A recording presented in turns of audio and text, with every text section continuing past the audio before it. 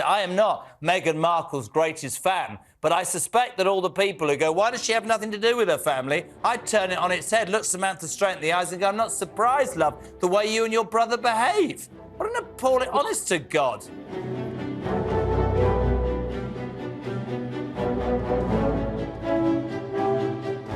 A warning, what you're about to watch may stick with you forever. Oh, God. Oh, I'm having trouble.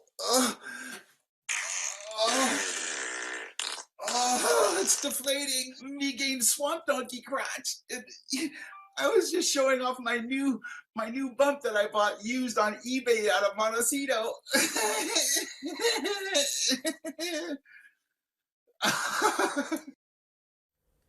Oh, my goodness. Well, royal commentator Kinsey Schofield is here with us now to try and make sense of all of that.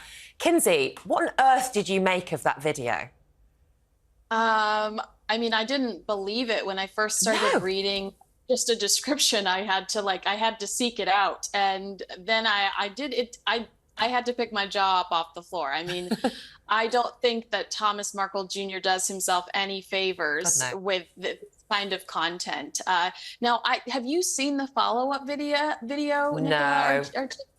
So he has done a follow-up because he's really angry at the reaction. So he talks to Samantha Markle, and they did a live. And I think he fancies himself a bit of a comedian, and he stresses that his page is a parody, and he's just an entertainer, and he's not trolling his half-sister. And Samantha, Samantha says, this is our family. We have a right to talk about our family. Everyone talks about the Markle family.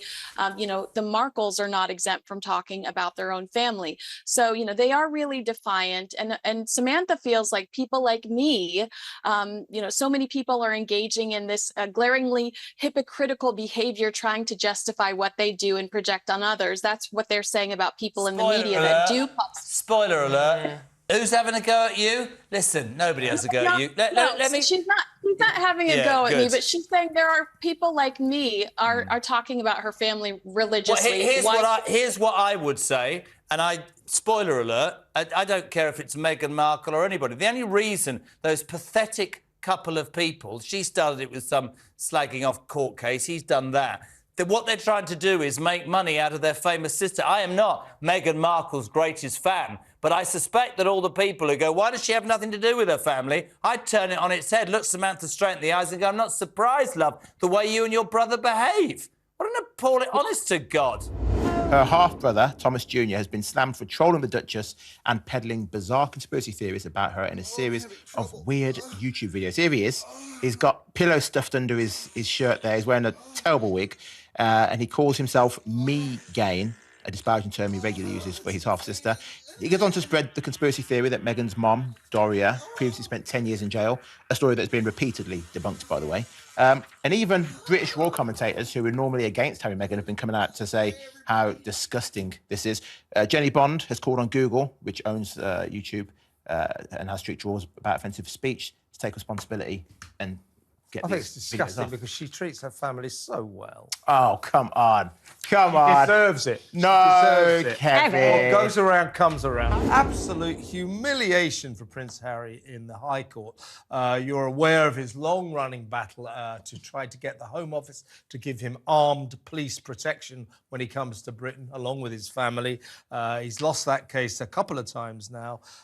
He's going to appeal again, but a judge says, right, first of all, you've got to compensate the British taxpayer. So he's going to be left with a bill of about £1 million. 500,000 of it has to go to us. That's our legal expenses. Thanks very much, Harry, for that waste of time and effort and money. Also, the judge, Sir Peter Lane, said, well, look, you can appeal again if you want, but you're wasting your time because your chances of succeeding in this legal action are, and I quote, frankly hopeless. So he's been told to just put up, shut up, go away. You're not winning this case. And when he tried to appeal, when his lawyers tried to appeal, he said, well, we've won some elements of this case. And the judge said, no, you haven't. Yeah. You have comprehensively lost this entire... He said, you've comprehensively lost. So Harry, like a dog with a bone when it comes to legal actions, he's going to have to give this one up. Otherwise, I think there's something wrong with him upstairs.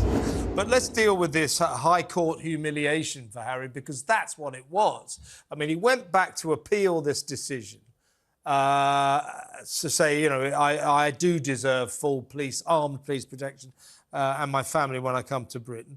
The judge basically said, will you stop doing this? Because Harry's contention, the reason for his appeal was, we partially won. We scored a partial victory. The judge says, his name's Sir Peter Lane, he said, you did not score a partial victory. This is a quote, you completely lost. And he advised Harry and his legal team, don't appeal again because your chances of succeeding are frankly hopeless. He was then ordered to pay the best part of £500,000 to the British taxpayer because that was our bill to defend this country's right against his legal action. He tried to get that taken down to much less, but the judge said, no, there is nothing to support your claim that you deserve a lesser charge in terms of reimbursing the British taxpayer. In other words, total and utter humiliation. He now says apparently he's thinking of appealing again. If he does appeal again, there's something wrong with him.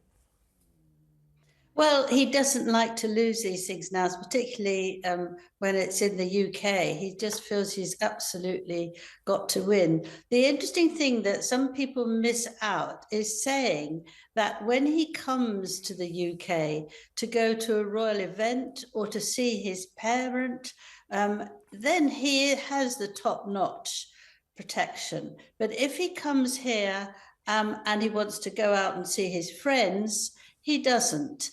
He wanted to pay for the police to do this for him because they're the only ones who are allowed to have guns. But he doesn't deserve that. That's really for the top royals. And he won't have that because he still thinks he's a top royal. So this is a marvellous example of him not wanting to be a royal and to do all these things and earn money from his title. But he actually shouldn't be doing that, because he's not a working royal and he won't accept it. I'm sure Meghan is furious as well. And Harry has said, you know, he can't bring his children because it's too dangerous. Well, it's no more dangerous than you or I going to the centre of London on the weekend. But, you know, he's being very, very determined to do it. He will go on and on and on. But he's now got to pay for us sort of spending money like this. We can't do it. And if he got what he wanted, it would mean that celebrities, people who run big buildings or have great jobs, they would have the right to have police with guns looking after them. So it's something that's very important in the law, and he won't accept that. As for leaking it, I mean, it is absolutely outstanding because it was very clear to him that you can't do that. This is confidential. And to tell it not just to his friend, but to other people, lawyers who are working on it, just shows that it's also the same with Harry. What we have to do, he doesn't have to. He's beyond that sort of thing. It doesn't matter if he leaks things, if he wants to do it. But if anybody leaks anything about Harry, he's a staunch privacy campaigner. So, you know, it's just a nonsense. It's just really terrible. Prince William and Princess Catherine are very unlikely to meet Harry and potentially Meghan when they come to the UK for the Invictus Games, the 10th anniversary. I think that you would probably say, told you so. What's your reaction?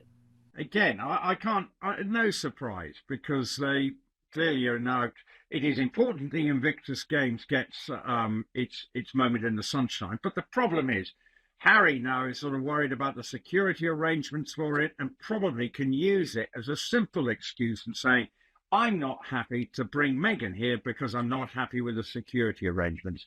Well, my answer to that is I'm afraid he will have all the necessary security, because something like that will have a high profile element to it. And if someone, because of the significance of it. So there will be security around it. So I don't, we know it's probably all part of the sort of ongoing court case, and it's an easy stick to bear, and it's a convenient excuse for Meghan to say, I'm not going to come here, because she knows, and we go back to that poll, that she's right near the bottom of that poll, almost a little more popular in that poll than Prince Andrew, but not by much, it has to be said, in this country. So I think it's an easy thing to say, and that's one of the excuses he might make. And if Harry can find time to go and see them, he will be on his own, because I think that's where these meetings, if they're going to be a rapprochement, it has to be just probably first up with Harry and the family sitting around, and then worry about what we do with Meghan and how we incorporate her back, if there is ever to be a rapprochement.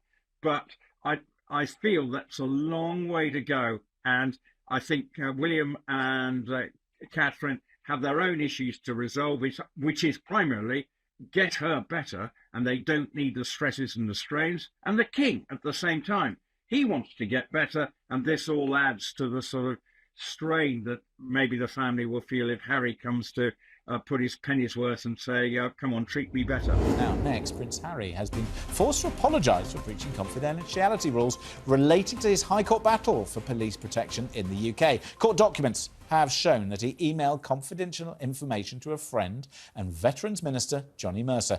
It comes as the Duke is ordered to pay 90% of the government's legal fees after his case was defeated, meaning that he could face a bill of around £1 million.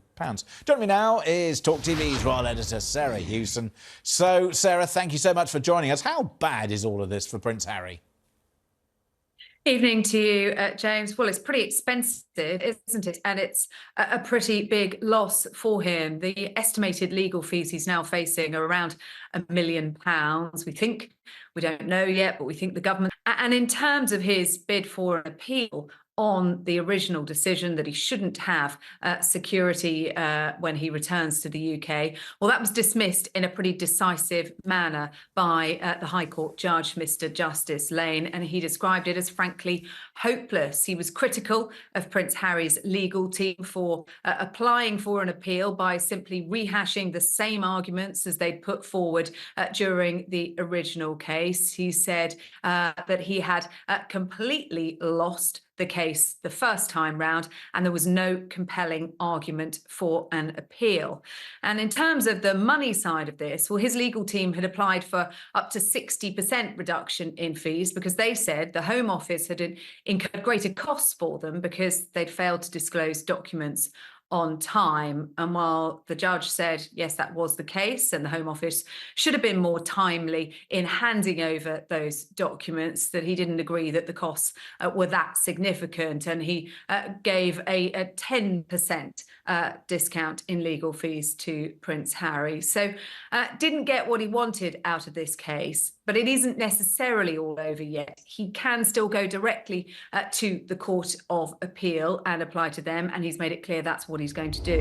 I think there are practical matters here. If you don't have an address to put on a document for Companies House, you have to say where you do live, and he clearly lives in the United States. I think this is, you've perfectly articulated my confusion about this story. So have you. And the fact that he has to have registered his address. He's got a boat. He has to, exactly. He has to have registered his address somewhere. Does it really mean that... one here? No. He really doesn't. And we've come across this multiple times when he's come back to visit. Where does he go? Where does he stay? He doesn't have an address. It also raises questions again about whether he should still be a Councillor of State, because a Councillor of State has to be domiciled in the United Kingdom. Right. There's been a fudge around that effectively because the King's added Princess Anne and Prince Edward onto the list of those and said that only working royals can represent him as a Councillor of State. So but isn't brave enough to take his son completely off, but then doesn't allow nor him to his have brother Andrew. Yeah, which is ridiculous to me. There's also a bit of confusion because we've had fairly mixed messages from Harry, depending on who he's talking to, about where he sees home. Because during his court case against the Home Office, he very much said the The UK is my home. I want to be able to return here, and I want to be able to bring my children back here because this is their heritage and it's very important, but I don't feel safe to do so. While he was talking to American broadcasters during an Invictus Games event earlier this year, he said that he was considering applying for citizenship in the United States. He's talked about California very much feeling like his home right now. So two different things, but I think we've basically got a legal document here which says, where do you live? Well, he lives in California. Yeah, just stating the facts. I would have thought. Jeremy Kyle's got a wry smile. He has. What's your wry smile? He's pondering about, whether he can come out. I always think, you know, we had a conversation privately this morning about authenticity, right? Yes. I mean this, I don't have an argument. I just always believe those two do something with timing for a reason. I don't care whether he's domiciled in America or here. He's made his bed, lie in it. It's not that important to me. But you can't say it's timing. It's the end of the tax year. That's what it was. Was it to save tax then? Well, no, it's UK tax. Let's start that rumour. He's turned his back on Britain officially. He now says basically he's an American. Well, they're welcome to him, aren't they? Really? I think that's what it comes down to. I mean, we're obviously all watching with bated breath to hear what happens with his, you know, what he put on his visa application. I mean, it just beggars belief that somebody could be that stupid, really. I mean, to put something on a visa application, he must have put something that meant he could get the visa and then boast about all his drug taking. You just think, how simple is this guy? Well, very. As I always say, he's damned if he does and he's damned if he doesn't, because either he didn't admit to taking drugs on his form, which is a very serious offence, and that would probably possibly get him kicked out, or he put it on the form. I do take drugs. I'm very keen on cannabis, magic mushrooms and cocaine, which are his drugs of choice, although he didn't like cocaine very much. But that's by the by. Doesn't he like that sort of psychedelic witchetty grub that the people in the rainforest if he did put it on his visa form, then why is he allowed to live there? Exactly, yeah. I mean, it just makes you wonder, doesn't it? But, you know, meanwhile, they're making jars of jam in their kitchen, so it's all good. Well, not just that. Of course, Harry's greatest life achievement... She made that jam herself. I'm a Chinaman, I really am. Of course, Harry's greatest life achievement was going on Gap Year, and so he's basically set up a company for adult Gap Year called Travelist. Gap Year. And this company, Travelist, which is it's actually the Company's House filing of Travelist, which now shows that he is officially an American resident. It apparently encourages people to enjoy sustainable tourism, just like he does, flying around the world in private jets, left, right and centre all over the place. You have a listen to Harry Rebecca, are you a fan Gap Year? of elitist claptrap? Because here's some. Take it away, elitist claptrap Harry. Without the stories, the connection and the safeguarding that you provide, the world has no destinations to visit. And without the destinations, there is no business. So we understand that it is crucial that we strive to do better by the people and places that we collectively depend on.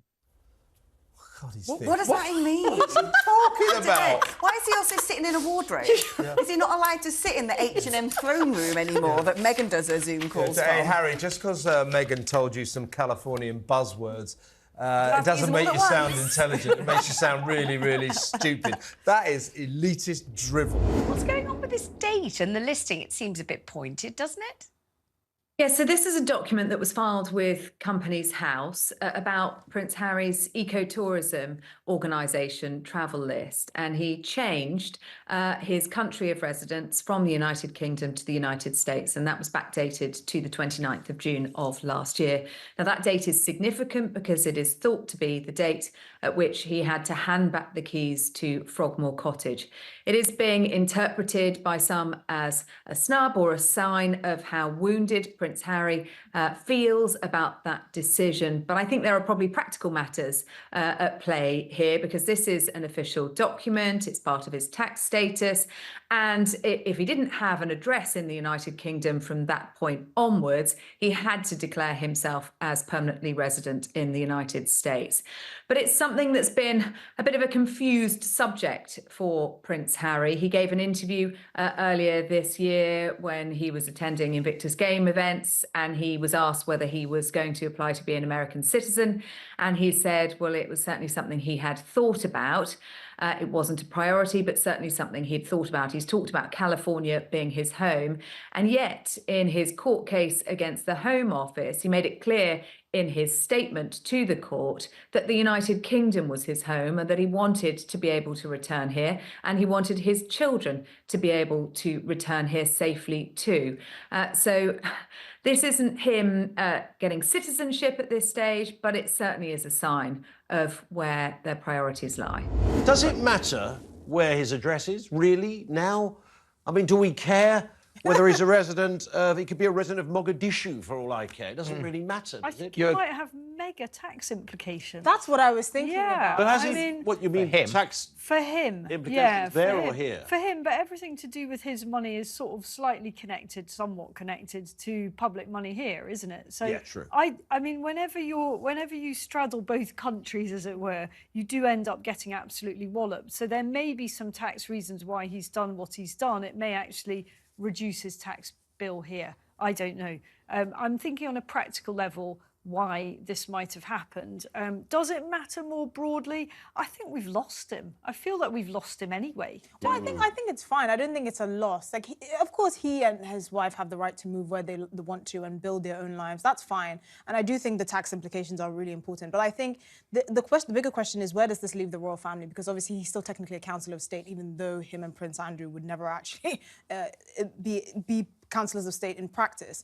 But why do they still have their titles? This is what everyone is talking about, because this is 2 years past the Netflix saga and the Oprah interview and all of that, because people were saying it would look petty on the part of the royal family if they stripped them of their titles. But this is now a practical issue. He no longer lives here.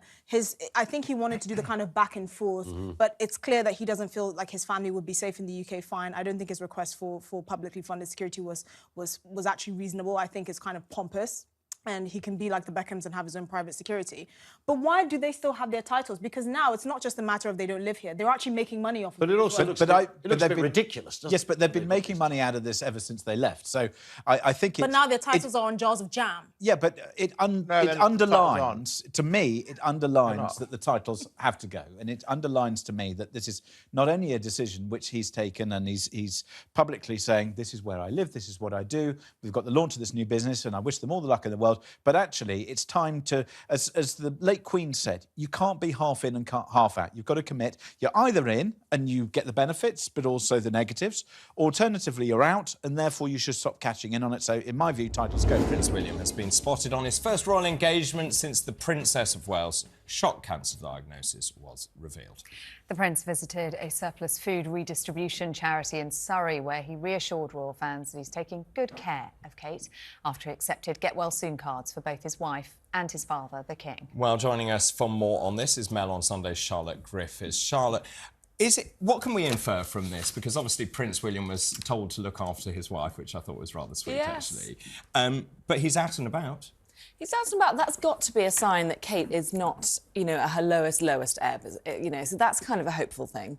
It's just a sign also that their Easter holidays have ended and they're just back in London, back to work. But I don't think we're going to see a lot of William. I just think it's going to be very sparing. He's going to be very sparing with how much he goes out and about. I think 1 or 2 a week, I think, is all we can expect for now. But if I was going to be very optimistic, I say we can infer that Kate is getting better because he's not at her side. And it's interesting you're saying that this isn't necessarily a full-time return to duties after the Easter holidays. Things are going to look rather different for a while he's supporting Kate and the children. Yes, I think from what I gather, Kate actually does want him to be back on royal duty because she believes in, she believes in the royal family. Of course, she's the star.